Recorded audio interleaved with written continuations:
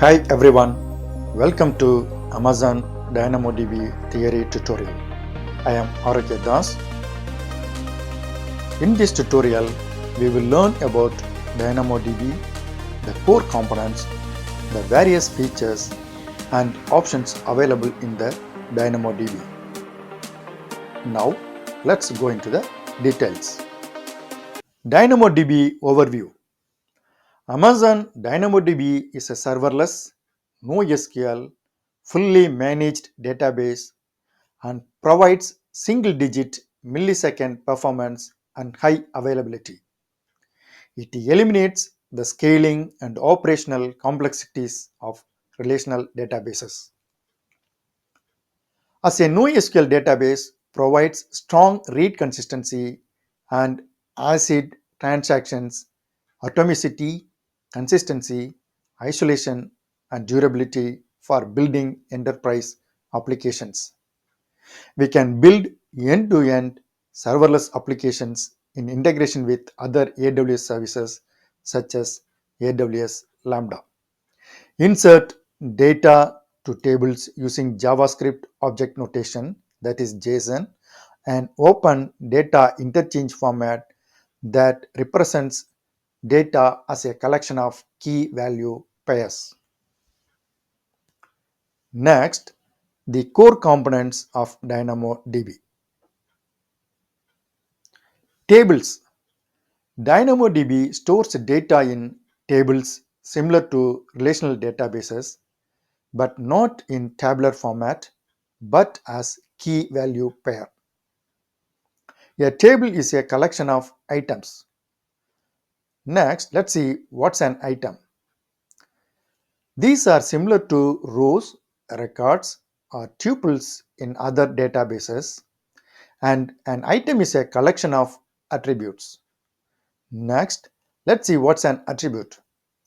These are similar to fields or columns in other databases and have a particular data type defined, such as number, string, list, map, and so on. Next, let's see a sample DynamoDB table structure. We'll see how customer contact table is made up of. As I mentioned in the overview, the data is represented as key value pairs. That is, key is the field name and value is the data for the field. In the JSON data, there are two items or records in the table. That is, one item with contract ID C500 and another with contract ID C501.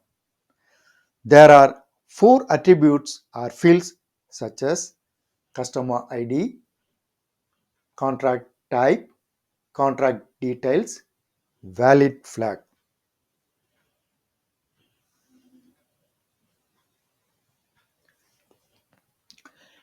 Next, let's see what is a primary key. It's a unique identifier for each record and guarantees no duplication of primary key attribute in the table. And the primary key attribute must be specified during table creation. There are two types of primary keys in DynamoDB table. One is partition key and the other is partition key and sort key. The partition key is a primary key and consists of only one attribute.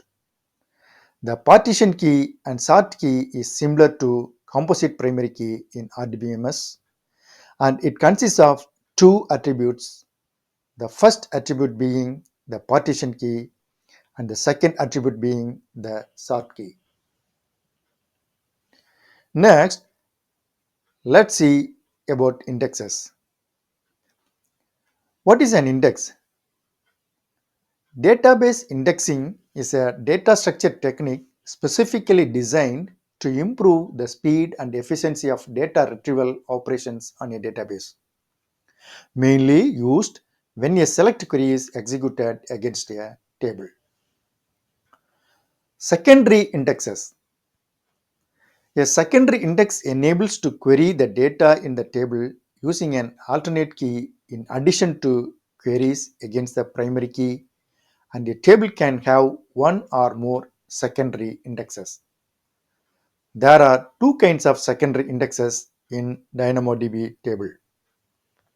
One is global secondary index, also called as GSI, and another is local secondary index, also called as LSI. A global secondary index can have the partition key and sort key different from the partition key and sort key of the table, whereas a local secondary index has the same partition key as the table but with a different sort key. Each table in DynamoDB has a quota of 20 global secondary indexes and 5 local secondary indexes. Next, let's see about DynamoDB streams. DynamoDB streams captures the data manipulation events such as insert, update, and delete in DynamoDB tables. The data about these events appear in the stream in near real time and in the order that the events have occurred. Stream records have a lifetime of 24 hours. After that, they are automatically removed from the stream. Each event is represented by a stream record. Once a stream on a table is enabled, DynamoDB streams writes a stream record for the corresponding event that has occurred. Whenever a new item is inserted into the table, the stream captures an image of the entire item, including all of its attributes. Whenever an item is updated, the stream captures the before and after image of any attribute that was modified in the item.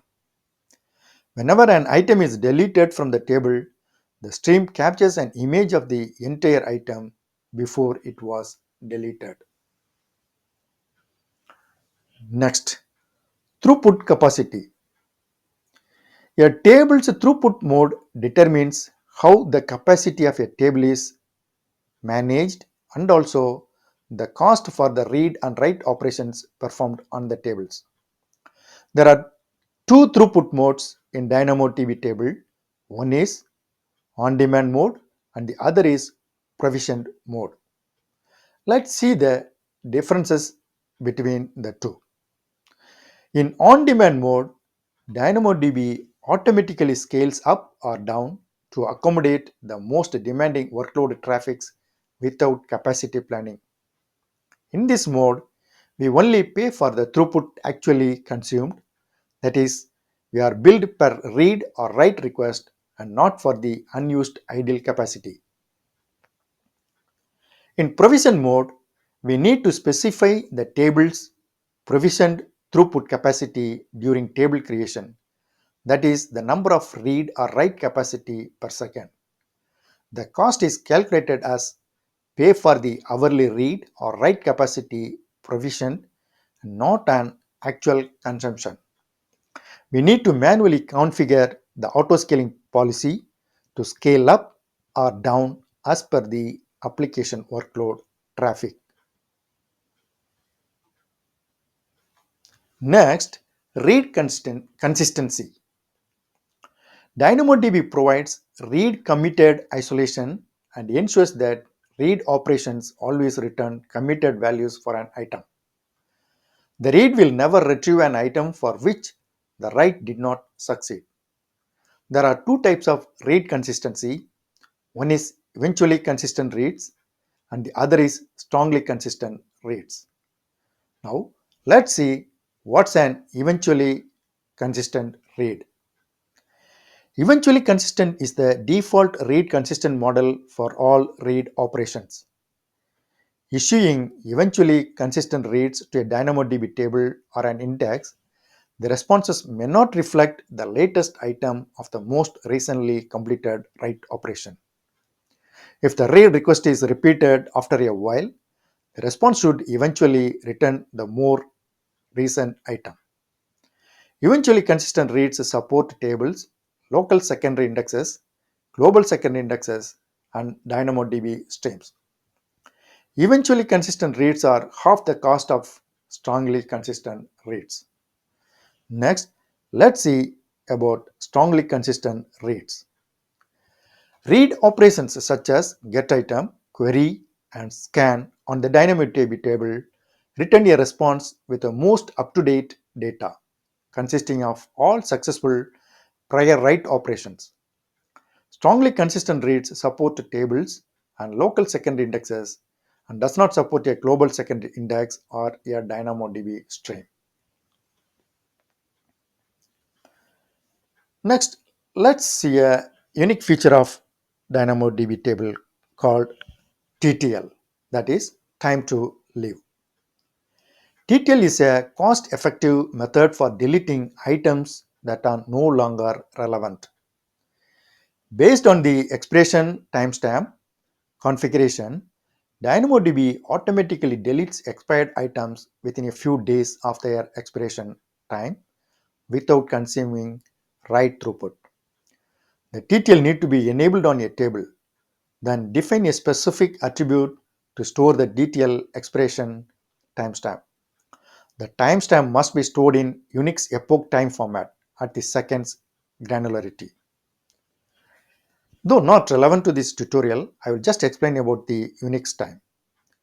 It's a date and time representation widely used in computing.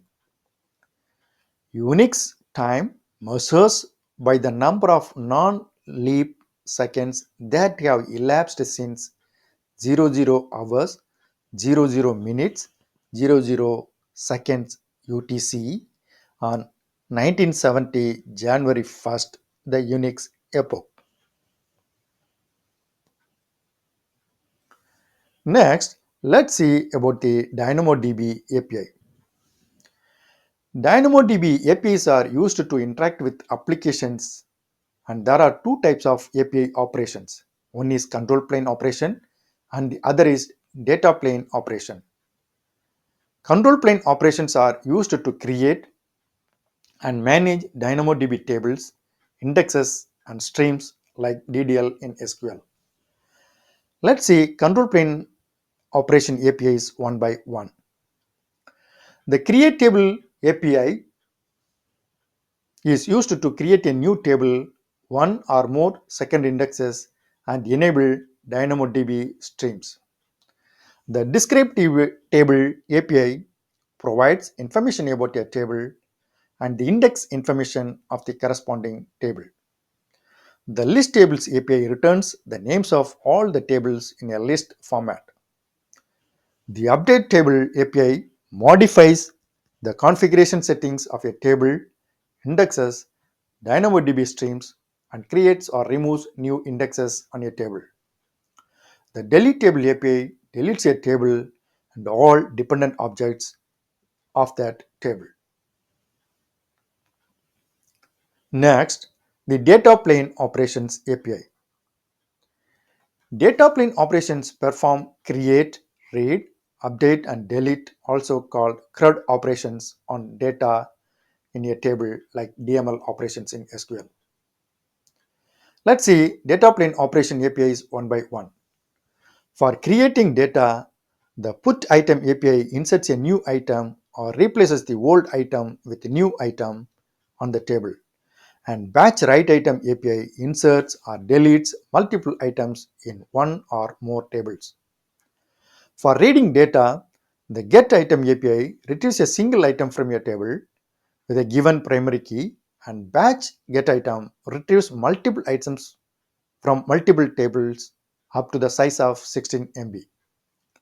The query API retrieves all items with a partition key value, and the scan API, similar to query, retrieves all items but have no need to specify the partition key. For updating data, the update item API modifies a single or multiple data items in a table with the help of primary key. For deleting data, the delete item API deletes a single item from the table by primary key, and batch write item API puts or deletes multiple items in one or more tables. Next, Let's see about the PaTQL. PaTQL is a SQL compatible query language which can be used to perform DML operations to select, insert, update, and delete data on DynamoDB. Next, let's see how we can access the DynamoDB. There are various methods to access the DynamoDB. One is through AWS console. Next, AWS CLI commands such as AWS DynamoDB, a command called describe table, the table name. Another method is using API, that is AWS SDKs, and AWS SDKs support the below languages such as Java, Python, .NET, and so on. Another method is using NoSQL Workbench for Amazon DynamoDB.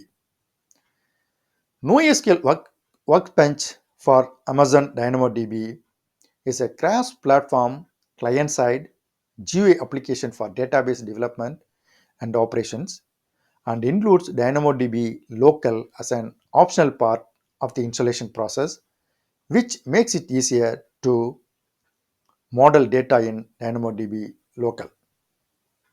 You can download and install the NoSQL Workbench for Amazon DynamoDB and perform the table operations. Please refer to the description for the download link. That's all in this Amazon DynamoDB tutorial. Thank you very much for your patience in watching and learning.